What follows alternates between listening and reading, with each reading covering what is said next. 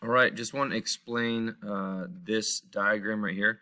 So it's basically trying to say, hey, if you've got an object that has a certain initial momentum and then it experiences a certain force over a certain time, it will now have probably a different momentum, right? So F delta T causes the change in momentum. So what you're going to do on this diagram right here is you're going to draw a rectangle, and the area of that rectangle is a product of the velocity times the mass.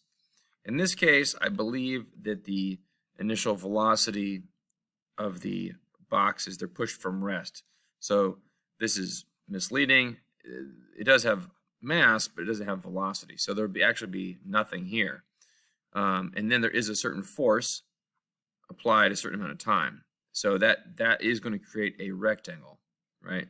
It's a product of the force and the time. And then that should be equal to the same size or same area of rectangle in the velocity times mass. So if you have a rectangle over here, let's say you have a force of 10 and a time of 2, that will be 20 squares. That's the area. And then the units for that would be newtons seconds. Those units, newton seconds, are equivalent to kilograms meters per second.